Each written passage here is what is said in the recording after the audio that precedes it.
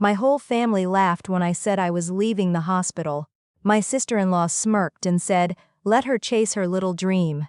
Then 3 weeks later, the chief of staff at the biggest trauma center in the state walked into my brother's engagement dinner, found me at the back table, and said in front of everyone, "Dr. Rourke, the whole department is honored you said yes. You ever watch a room go silent so fast you can hear the ice settle in the glasses? Stay with me because I want you to see exactly how I made the people who erased me finally look at my face. And tell me where you're watching from tonight." I read every single one. I'm Sutton. For most of my life I was the quiet one, the daughter who didn't make noise, and in my family that was the same as being invisible. I drove out to my parents' place in Maple Hollow that Friday with my hands too tight on the wheel. It's about 40 minutes north of the city, past the strip malls and the gas station with the broken sign, out to where the houses start having porches again. I grew up on that road.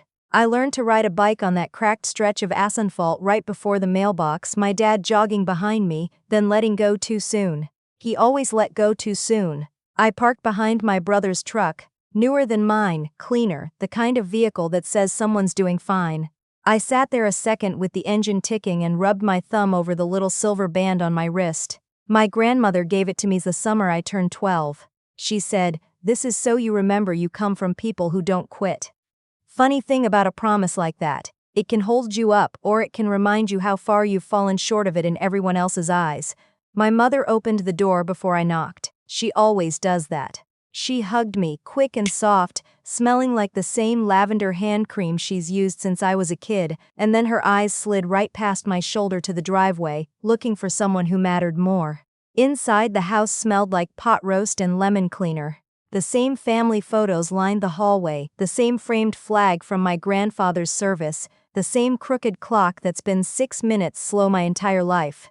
My mom steered me toward a seat near the kitchen, the one closest to the swinging door, the one you give to the person you expect to get up and help. My brother was already there, pressed shirt, good watch, leaning against the counter telling some story that had my father laughing the deep, easy laugh I'd been trying to earn for 31 years. His fiancée stood next to him with her hand on his arm, polished and bright, the kind of woman my mother had clearly already decided to love. "There she is," my dad said, and for a second, I thought it was warm. Then he added, "The quitter," and the whole counter laughed, and I made myself laugh too because that's what you do. Dinner went the way those dinners always went. My brother had just made partner at his firm, and the table orbited around it. My dad lifted his glass and said something about how at least one of his kids had the spine to build something real. My mother beamed. I cut my roast into pieces too small to need cutting and kept my eyes on my plate. "And how's the little side project, Sutton?" my dad asked, finally, the way you ask about someone's casserole, the clinic thing. I opened my mouth to tell them. I wanted to. I wanted to say that the clinic thing was a 40-bed mobile trauma program I'd spent 2 years designing, that I'd walked away from a guaranteed surgical track to build it, that I'd already had the State Health Commission asking to expand it. I wanted to tell them about the nights I stood in a tent in a flood zone with a man's chest open under my hands, deciding in 3 seconds whether he lived. But I knew exactly what my father would say. He'd say, "That's not a real career, that's a hobby with a license." So I just said, "It's going well." "Sure it is," my brother said, and his fiancée smiled into her wine like they'd already talked about me in the car. I helped my mother clear the plates because no one asked my brother to. At the sink with the water running, I caught my own reflection in the dark window over the faucet and thought, "One day you're going to have to see me." But the only person looking back was me. Here's the part I never said out loud at that table. 8 months earlier I'd left a position most surgeons would crawl over each other to get. I left because of a girl named Mercy, 11 years old, brought in after a highway pileup in a county that had no trauma center within 90 minutes. By the time she reached us, she was gone. I sat in my car in the parking garage and I didn't cry, I just got very still and I thought, the problem isn't that we couldn't save her, the problem is that nobody could have, not where she was. So I built the thing that could, a rapid deployment trauma unit, mine that goes where the hospitals aren't. My family heard she quit the hospital, that's the whole story they kept. I drove home that night with the windows cracked, the cold air off the river slipping in, and I didn't turn the radio on. When I got to my apartment I didn't bother with the overhead light. I dropped my keys, kicked off my shoes, and sat down on the floor with my back against the couch like the day had awaited to set down slowly. My phone buzzed, a text from my brother, but it wasn't to me. It was a group thread he'd added me to by accident, or maybe not by accident, I'll never know. She's gonna show up to the engagement party acting like she's somebody. Dad thinks she'll embarrass us. Just keep her away from the toast. I read it 3 times. Each time it landed differently. The first time it stung. The second time I felt my jaw lock. The third time something colder than hurt settled into my chest, and it wasn't sadness. It was clarity. I didn't text back. I set the phone face down on the carpet, and I pulled my grandmother's band off my wrist and held it in my fist and pressed it to my forehead until the metal went warm. You come from people who don't quit. I'd spent my whole life thinking that meant I had to win their approval. That night I understood it meant something else. It meant I didn't have to. I got up. I opened my laptop. I pulled up the program files, the patient outcomes, the survival numbers from the first 6 months. A 40% drop in trauma deaths in 2 rural counties because of a thing I built with my own hands. I read them like a person checking that her own pulse is still there. Then I closed the laptop and I said to the empty room, they don't have to see me, but they will. What I didn't know yet was that the first person who'd truly see me wouldn't be anyone in my family. The next Tuesday started ordinary and then stopped being ordinary very fast. I was at the program office, 2 trailers and a converted ambulance bay on the edge of the county hospital, when my operations director, a sharp woman named Autolus who'd run field hospitals overseas and didn't waste a single word, walked in holding her tablet like it had bitten her. You need to see this, she said. It was a post on a regional medical forum, the kind doctors and administrators all read. The headline said my name. Disgraced surgeon's trauma program cuts corners. Is she putting patients at risk to chase headlines? Below it, a wall of half-truths. It said I'd left my hospital position under a cloud. It said my program operated without proper oversight. It quoted an anonymous source close to the family. That phrase, close to the family, hit me like a hand on the back of my neck, saying I'd always been reckless, that I couldn't handle real pressure, that I'd cracked. Whoever wrote this, Odalise said slowly, knows things, internal things. They named the flood deployment. They named Mercy's County. That isn't public. I felt the floor tilt, because she was right. Only a handful of people knew those details in that order. People at the hospital. And people at my parents' dinner table. It got worse before lunch. The State Health Commission, the same one that had been ready to expand us, sent an email. Polite, careful, devastating. In light of concerns raised regarding oversight, we are placing the expansion review on hold pending an internal inquiry. Someone had forwarded them the post within the hour. Someone wanted my legs cut out fast. I want to tell you I stayed calm. Mostly I did, because that's the only mode I have when things are bleeding. But there was a minute, alone in my office, where I sat very still and let myself feel exactly how much it hurt to think my own blood might be behind it. I touched the silver band, don't quit. Then I started building the only thing I know how to build under pressure, a case. Pull every access log on the deployment files, I told Odalise. I want to know who opened them, when and from where, and I want it clean. Whatever this turns into, we do it by the book. She raised an eyebrow. You're too close to this, that's exactly why it has to be me, I said. Whoever did this knew where to push because they know me. I'm the only one who can follow the bruises back to the fist. The break came from a direction I never saw coming. 2 days later my phone rang with a number I didn't recognize, and a low, even voice said, Dr. Rourke, my name is Theodore Vance. I'm Chief of Staff at St. Bellamy Trauma Center. I sat up straight without meaning to. St. Bellamy is the biggest, the best, the place every program in the state measures itself against. I think we should meet, he said. I have information you're going to want, and I'd rather not put it in an email. We met at a coffee place near the river that smelled like roasted beans and wet pavement, the late sun turning the water the color of old brass.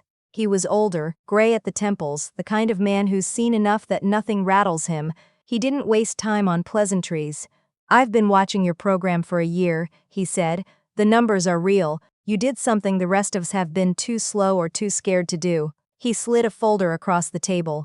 And someone is trying very hard to bury it, and they tipped their hand. The forum post was traced back through 3 accounts, but the original document, the one with the internal details, was created on a personal computer registered to a residential address. I opened the folder. I read the address. I knew that address. I'd learned to ride a bike in front of it. It was my parents' house. He watched my face the way a good doctor watches a monitor. "I'm sorry," he said quietly. "From what I could find, you have someone in your own family who knows people on the commission and who fed them the details to do the most damage. The pieces about your old hospital, about the deployment, those came from someone who heard them at a dinner table and wrote them down. My brother." The phrase from his text bobbed up in my mind, "Keep her away from the toast." He hadn't just wanted me quiet at a party, he'd wanted me gone. I didn't cry at that table. I held the coffee cup with both hands and let the heat keep me in my body. Then I asked the question that mattered. "Why are you helping me?" "Two reasons," Theodore Vance said.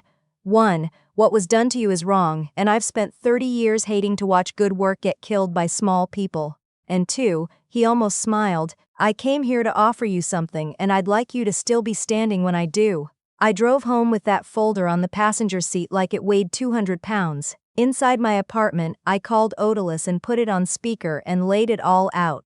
There was a long silence. Then she said, "So what do? We do it clean," I said. "We do it legal. We don't leak, we don't smear, we don't sink to it. I'll handle my family. You and I handle the commission. We send them everything, the real numbers, the real logs, the truth, with receipts." "And the family part?" she asked.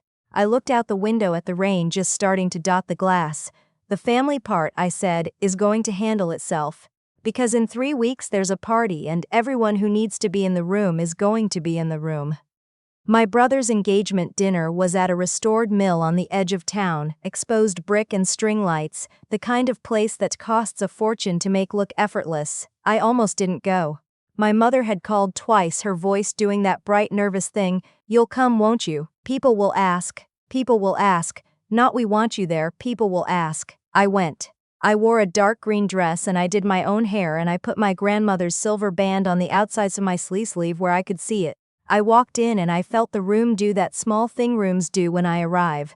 The half-second hitch, the glances. My brother saw me and his smile went tight at the corners. My father looked at me, then looked at his watch, the way you check how long you have to tolerate something. I took a glass of water and I stood near the back and I waited. I didn't have to wait long. The doors opened and Theodore Vance walked in a charcoal suit, with 2 members of the State Health Commission beside him. People my brother had been very, very careful to impress over the last month. The room shifted toward them automatically, the way a room always turns toward power. My brother straightened. My father set down his drink and put on his good face, and Theodore Vance walked straight past all of them the whole length of that room to the back table where I was standing with my glass of water. "Dr. Rourke," he said, and his voice carried the way a voice carries when a man means it to, "the commission completed its review this morning. The inquiry is closed. Your program is fully cleared and the expansion is approved." He paused. And the silence in that room was a living thing. "And on behalf of St. Bellamy, I'd like to make it official. We want you to lead the regional trauma network. The whole region. We've been waiting for someone who could actually build it." He extended his hand. "The whole department is honored you said yes." I shook it. I felt every face in that room turn toward me at once. My brother had gone the color of old paper. His fiancée looked from him to me with something dawning in her eyes that I think was the first honest thing she'd ever felt about me. And my father who let go of the bike too soon, who called me the quitter at his own dinner table, my father's mouth opened and nothing came out. I didn't gloat, I want you to know that. I didn't say a word about the forum post or the access logs or the address printed on that folder, though I had all of it, clean and legal, ready. I didn't need to burn the room down. The truth had already lit it. I stayed for exactly 20 minutes. I let people congratulate me. I let my mother find me by the dessert table, her hands fluttering, her eyes wet, saying, "Sutton, honey, I had no idea, I didn't know any of this." And the awful thing is I believed her, and the worst thing is that not knowing was its own sort of choice. My brother found me by the door as I was leaving. He looked older suddenly, smaller. "Sutton," he started and his voice cracked. "I didn't think it would go that far." "You wrote it down," I said, not angry, just true. "You sat at Mom's table and heard about the worst night of my life, and you wrote it down to use against me." "I didn't know they'd freeze your funding," he said. "I didn't think you never do," I said. "You never had to." I didn't report him. I want to be honest about that because I know some of you are going to be furious that I didn't. I thought about it for a long time. I had enough to end his career the way he tried to end mine. But here's what I decided standing in that doorway: the commission already knew where the information came from. It was in the file. He'll carry that the rest of his life, that the people he spent his whole career trying to impress know exactly what he did to his own sister. That's a sentence no court was going to hand down. He gets to live inside it. What I did do was put the folder sealed into my father's hands before I left. The man who never let me finish a sentence at his table, I said, "Inside is everything, the post, the logs, where it came from. I'm not giving it to you to use. I'm giving it to you so that when you tell the story of this family you can't pretend you didn't know." He held it like it was hot. "Sutton," he said, and for the first time in my whole life I heard him reach for my name like it cost him something. "I always thought, I know what you thought," I said. "You thought I quit. I didn't quit. I walked toward the people you never bothered to count." I looked at him and I wasn't 12 anymore, wobbling away from a hand that let go too soon. "I don't need you to be proud of me, Dad. I stopped needing that years ago, but you're going to respect me. You don't get to rewrite who I am anymore." My grandmother's band caught the light as I reached for the door. I thought of her voice, "You come from people who don't quit," and I finally understood it all the way down. It was never about earning a seat at their table. It was about building a table of my own and choosing who sits at it. Outside, the rain had stopped. The air smelled clean, like the world after it's been rinsed. I got in my old car, the one with the ticking engine, and I sat there a second before I started it, the way I always do. Then I drove out past the mill, past the string lights, onto the dark road that runs along the river, and I let the memories come. The little girl on the bike, the woman at the sink watching her own reflection, the surgeon in the parking garage deciding that a child's death would mean something. They thought I lost my way when I left that hospital. I didn't. I was never lost. I just finally stopped waiting in a house where nobody was ever going to turn on the light for me, and walked out toward the ones who needed me to be exactly who I am.